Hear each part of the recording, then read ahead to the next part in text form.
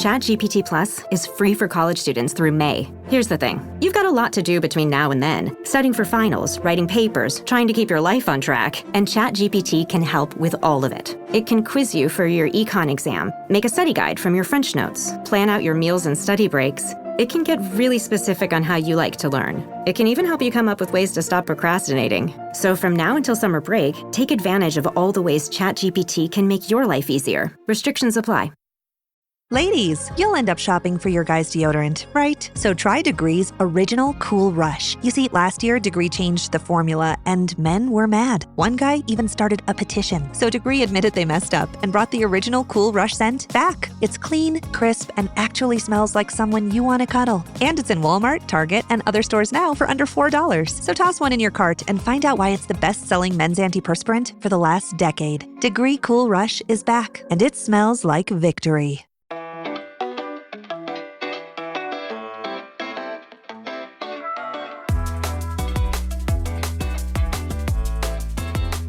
We're back this week with another episode of the Eagle, a Times Union podcast. I'm your host, Jessica Marshall.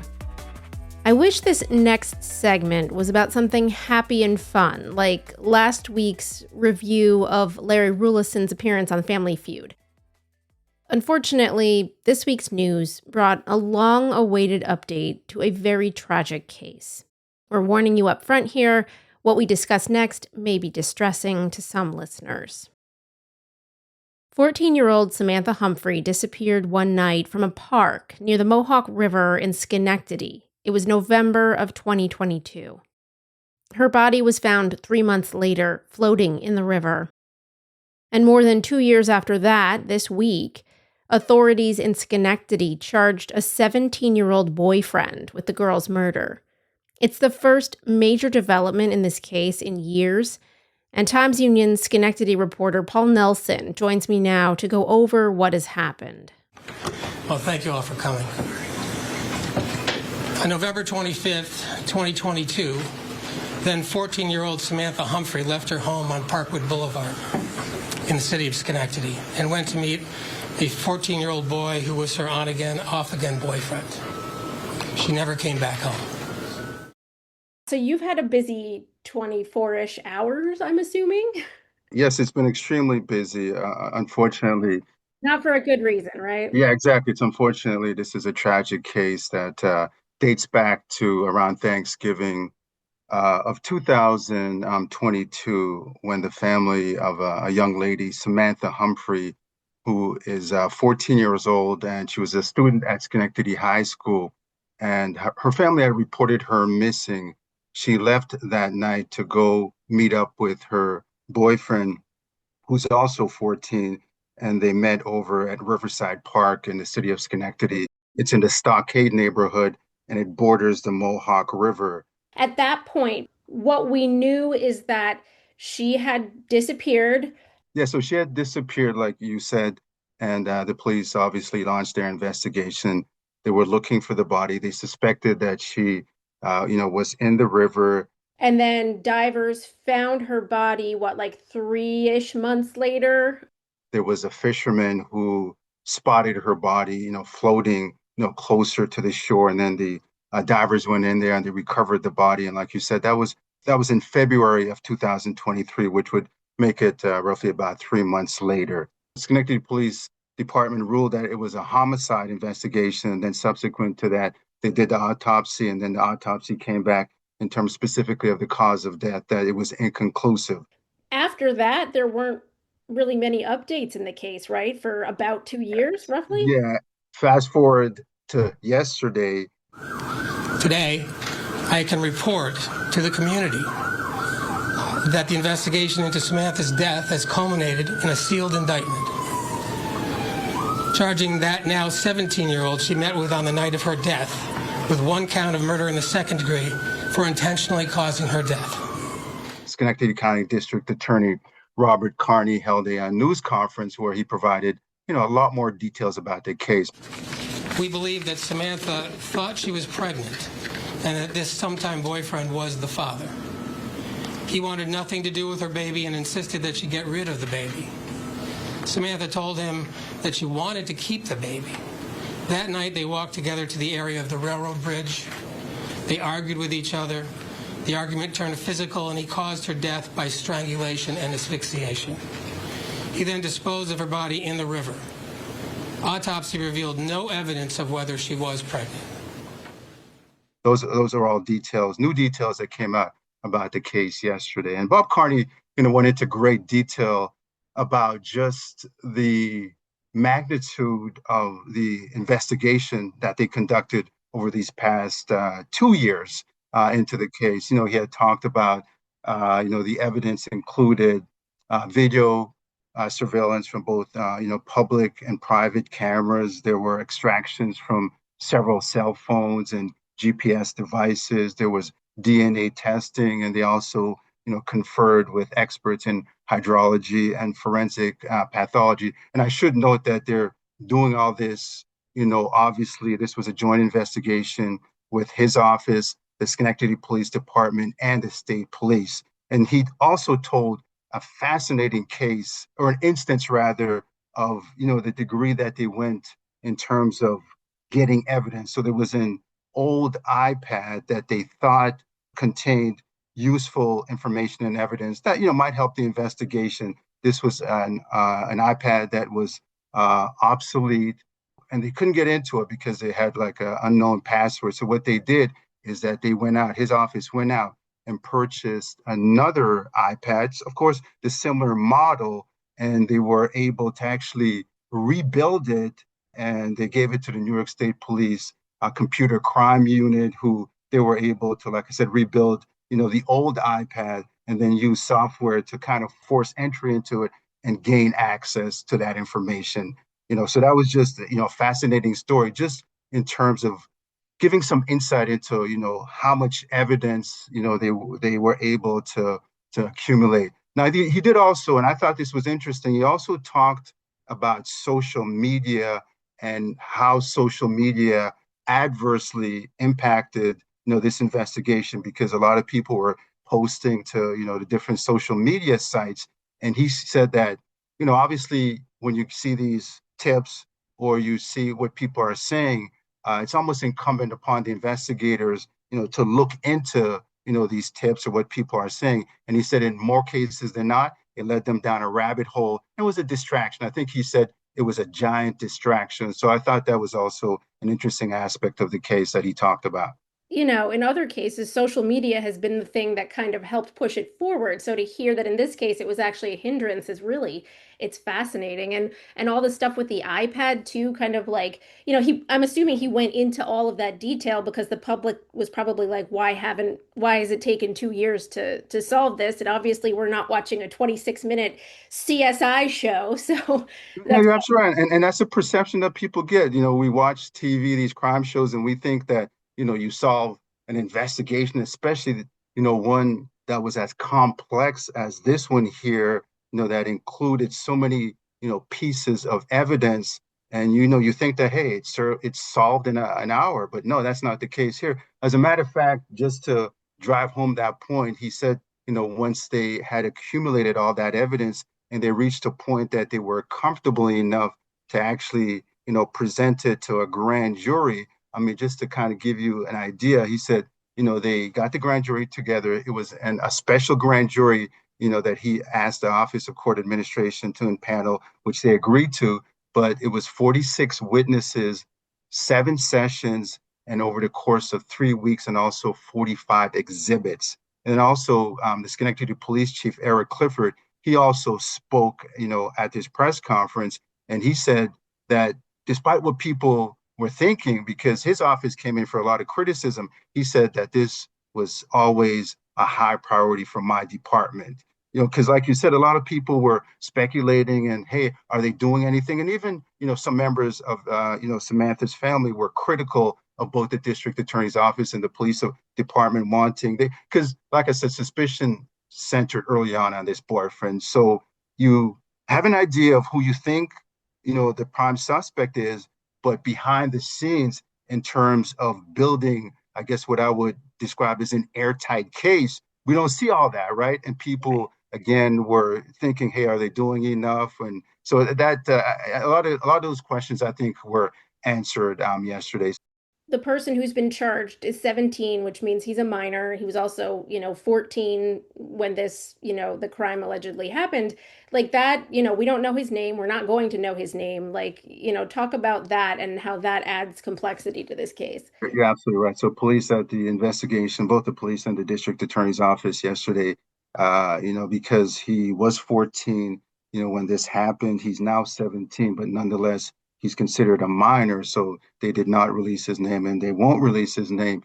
But, I asked Bob about this afterwards, and he said that, he will be tried as a youthful offender, but he will be tried in adult criminal court, is what he indicated to me. So, his defense attorney could petition the court or could file a defense motion, to move it, back to family court. But Bob said he doesn't expect that to happen. But the young man who has been charged with second-degree murder, he was picked up yesterday in the city of Schenectady by the Schenectady Police Department and the state police. And then subsequent to that, he was, brought into family court, and he was arraigned before a judge, pled not guilty, and he's been, sent to a juvenile detention facility. And now it's just a matter of, discovery, which is, turning over all that evidence to his attorney, and then the case, will kind of wend its way through the court system. When you said that, Bob Carney said that it was likely that he would be tried as an adult, what does that mean for his identity, right? Like if he's 17, if he's underage, we're not going to report the name of somebody who's underage, what is that? Like, how do you cover that? What does that mean? Yeah, I mean, at some point, if it's being tried in adult criminal court, then the name will, become public.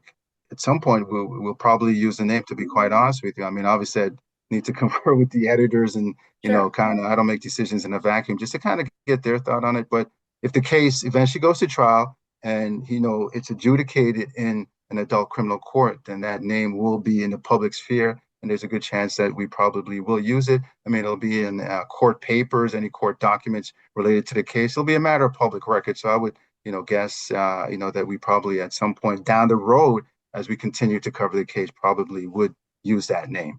But as you said, we don't make our decisions in a vacuum. There's a lot of thought and, ethics that goes into, making those decisions. So for those listening, we are not going to just throw that out there.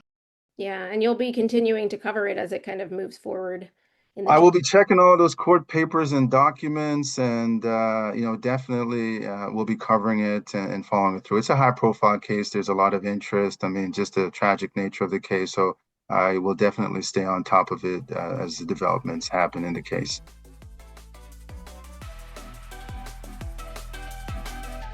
Head over to timesunion.com to get more updates on the case against the teenager suspected of killing Samantha Humphrey. And stick by our social channels or sign up for our e-newsletters too. Then you can get breaking news faster. We're going to take a short break now, and when we come back, we're going to talk about the future of journalism.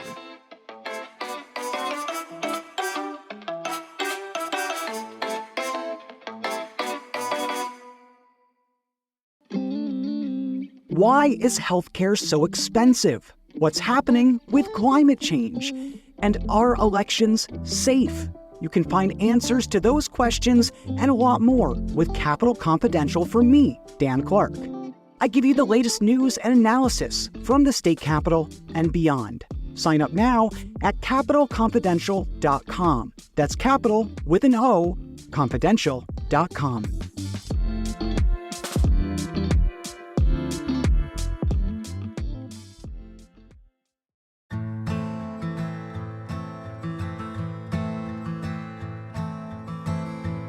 "12-year-old Jaliek Rainwalker vanished without a trace from a small upstate New York village on a cool November night in 2007. His adoptive parents say he ran away. Police believe he was murdered, but a body has never been found, and a suspect has never been named. Thank you for giving me the opportunity. Yeah, Appreciate okay, that. all right, but you don't want to talk. Then when I learned they were trying to undo the adoption, that's when I learned that this story was very complicated, well, a lot more complicated than I even thought. Almost 2 decades later, the case remains unsolved. I'm Jessica Marshall. And I'm Wendy Liberatore. In this podcast from the Times-Union, we take a deep dive into the mystery of this missing child and try to find some answers. So have you come to terms that Jalik is probably dead? Yes. Okay. I feel that he was killed on November 1st, 2007. Available now, wherever you listen to podcasts.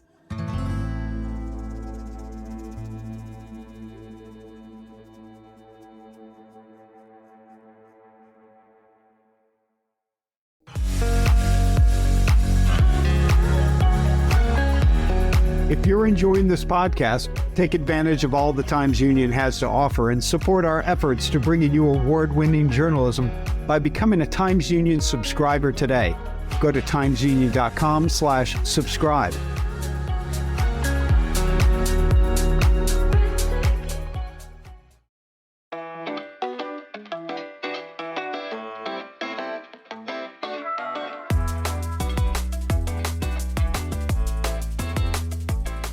Welcome back.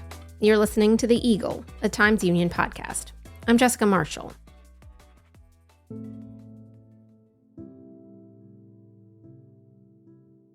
A year ago this month, police broke up a pro-Palestinian encampment on the quad of the State University of New York at New Paltz. 130 people were arrested.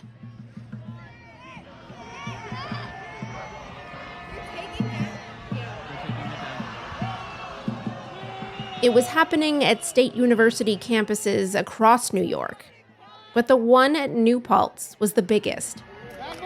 Violently terrorizing my students. Several student journalists reported on the breakup that night for the school's newspaper, The Oracle. Times-Union Hudson Valley managing editor Phillip Pantuso was there that night as well, reporting on the scene. He recently sat down with a few of the student journalists to look back on that night, May 2nd, 2024, and how what happened then has affected their lives, their career aspirations, and their campus. My name is Lily Sabella. I'm a senior, and on the Oracle, I've worn a couple different hats, but for the past about 2 years, I've been the features editor. My name is Dylan Murphy. I'm a senior, and I was the news editor at the Oracle. My name is Emily. I'm a senior. I am currently serving as the managing editor. My name's Jeremy Sodergren. I am a senior. I'm the current editor-in-chief.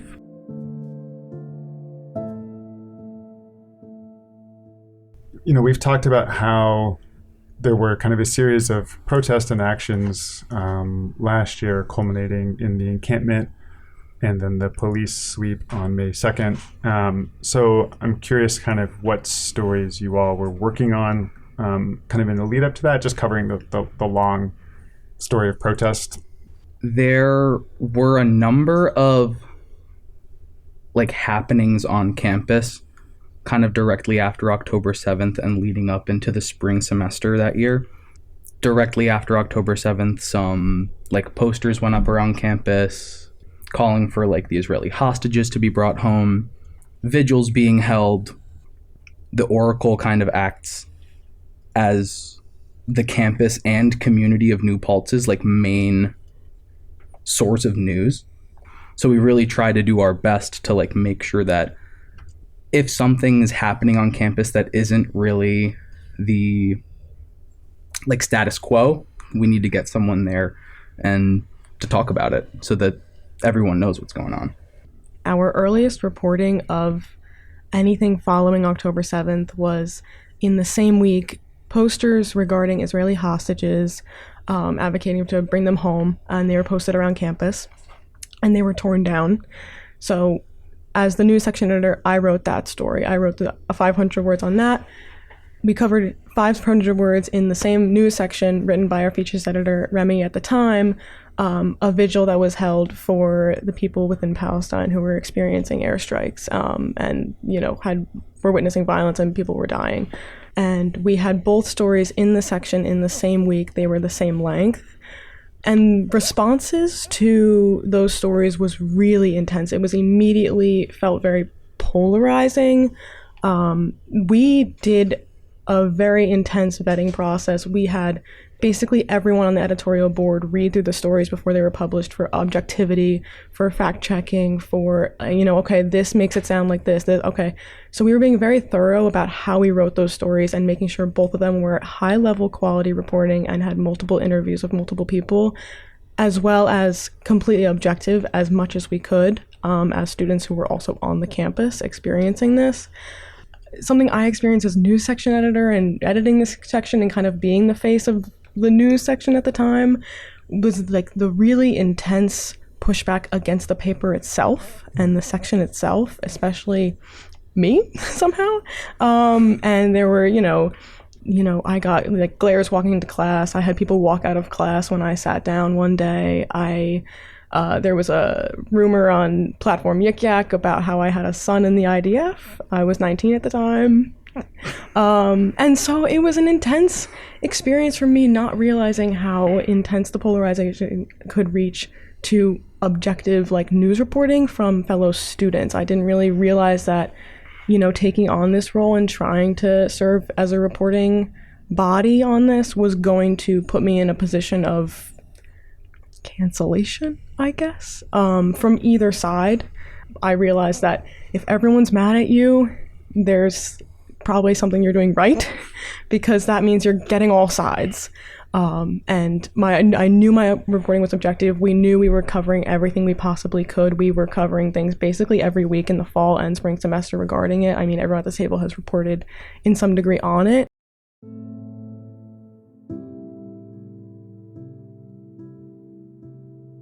That's a really strange aspect of being a student journalist, especially one that lives on campus. And the topic of objectivity itself and being fair and balanced in your reporting is very difficult when you're a student. We're in our some of the most formative years of our life where we're really hashing out our outlook on life and stuff. And we're being told in our journalism classes that we need to be objective and we need to do all these things and follow these tenets of journalism. And we do our best to do it because we care about it, but it's a really difficult thing to balance. SUNY New Paltz is an extremely liberal school in upstate New York. People often call it a bubble of being hippies and just being extremely left-wing. So there is so much conversation happening around us in social media that as a student journalist, I was not a part of, because I wanted to remain as objective as I could be. And my peers are posting on social media, but I'm staying quiet. And for some people who don't understand what my kind of mission on campus is, they might not understand that. It's little stuff like that. It's tough to be a student journalist right now in this country for a lot of reasons, but I have always found a struggle in just having to remain as objective as possible. And I am young and I am an opinionated person, much like Lily and Emily and Jared. We are all, we have thoughts on what is happening in lots of regards and lots of things that we write about. So it's been a really interesting experience for me to navigate this. And I do trust in myself and my ability to write objectively, for sure. But it has brought about a lot of questioning, especially after the encampment.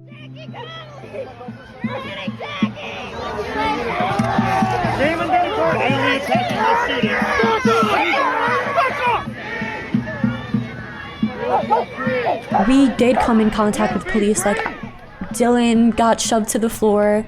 I got a baton in my chest. And it was very clear that if the police could grab us, they would. So we had to be very vigilant.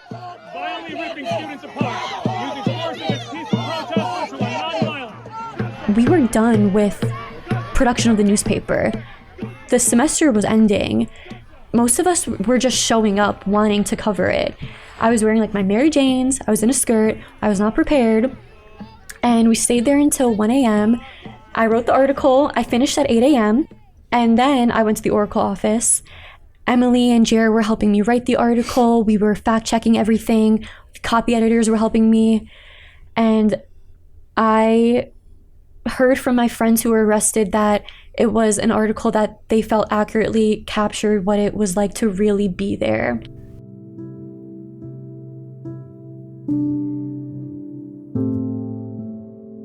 We all kind of felt that dichotomy of, I'm so angry right now. I'm so angry at everything that just happened, and I'm horrified, and I'm upset, and I don't know how to feel, and I don't know how to recover, along with the fact that we all wanted to do something with our ability to be journalists. And that was where we kind of took on the editorial and, took on this whole project as a whole team, because we wanted to do something and we knew we could do it as the newspaper that was serving that community, and that we had kind of an obligation to publish that. We should probably say real quick what was in the editorial, and what did the editorial say? The main point of our editorial was condemning the use of violence against the students. We weren't going to go into this writing saying, like, we support Israel, we support Palestine, because that's really not the place of the New Paltz Oracle to really say any of that. But what we saw when we bore witness to the events of May 2nd was just an uncharacteristically high level of violence against students. There was a SUNY-wide crackdown of campuses that occurred within 48 hours. This was not isolated to New Paltz. It occurred on every state university where there was an encampment, but no other encampment saw the level of police force nor the number of arrests made. And what I believe was one of the strongest points of the editorial was we referenced protests that had occurred on the SUNY New Paltz campus during the Vietnam era. We had something where we could compare May 2nd to, and that was during the Vietnam War when students occupied Old Main, a building right at the beginning of campus, and the president at the time did not welcome police force, said that the police were not welcomed on campus. But what we experienced last year was in total opposition to that. This is going to open a can of worms probably, but let's start talking about the various effects on campus now, a year later. You can still feel the effects. They are resounding. These are not wounds that have healed. There has been virtually no sort of like admission or any sort of real acknowledgement, and it is truly so disturbing to me. By administration? By administration. When I toured this university in my senior year of high school, if you told me that one day I would see my peers be dragged away by police, their pants falling off of them as they were being dragged away, hands behind their bags zip tied, I would have been slack-jawed. Like, I can't put into words how disturbing that was for me alone. So for the rest of the campus community, I think it's fair to say that most of campus community has seen what happened that night, whether they were there or whether they saw it online, whether on Yik Yak or Instagram. It is still something that is thought about so much, and it is still something that ignites so much frustration and disappointment in this institution. I think most students immediately and still to this day would really like an apology from the president that this happened, an acknowledgement that it was something that was horrible and that he might be sorry that even in the baseline regard that he had to do it. We don't know specifically who made that final call, but we can trace a line of command and we can hold a lot of different people accountable and we can condemn a lot of different actions. But, receiving an apology from the president of your university that ultimately did play a part in this happening, I think is something that people are still waiting for, and we don't know if we'll ever receive. Has President Wheeler given an interview to anybody about what happened? No. Definitely not to me. Not to my knowledge. We cannot get this man to talk to us. There's an active lawsuit against President Wheeler. I believe 13 students are part of it due to it based on the violence and the injuries they sustained during the encampment, and that has really limited his presence and willingness and ability to speak to really anyone regarding the topic at all, because he is involved in an active lawsuit. That being said, before the lawsuit, he was equally as unwilling to speak frankly or openly with really anyone regarding it. I felt like a wall was built in between the students and President Wheeler. Like, as soon as that encampment was cleared, it felt like he was no longer the people's princess that he had once been. Obviously, there was a long history of protest and activism on campus before May 2nd, and then you talked about the rally afterward. Has there been, where there was a great show of sort of unity and solidarity, it sounds like, across the student body, has there been anything like that since? There has been from my perspective, insane chilling of speech for students. Nobody's really comfortable speaking about it anymore. So a lot of that collective action, that coming together in large groups, hasn't really happened since May 3rd.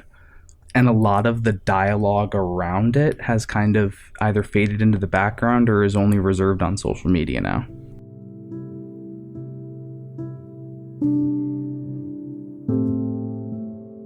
Moving forward, how has this experience, covering it as journalists and living through it as students, changed how or maybe what you think about your futures? Whether that's in journalism or just, graduating into the world we're in now.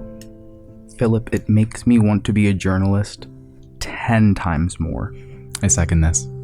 My biggest thing about May 2nd, what would it have been like if none of us were there?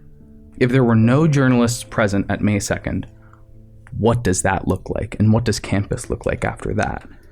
Because if there's no one there to document and tell and photograph like Dylan did, what happened could have been swept under the rug like nothing ever happened. And I think that as scary as the field of journalism is becoming, especially under the new Trump administration, I have another burning desire to keep it going because it's that important. To say that it's made me want to be a journalist more is an understatement. My photos have told a story, and I've never heard more people tell me that the work I'm doing is so important. That makes me never want to stop. I think this was a really, really dramatic example of how important it is to have a directly local news source serving your community. It is a really blatant reminder that it matters that we just continue doing what we do and, finding these stories and reporting on them in our fullest and most truthful capacity that we can. And it's important that we show up and we report and we find stories and we talk to people, because if not, no one will. I've maintained that night was not about me, but it infused new meaning into my life.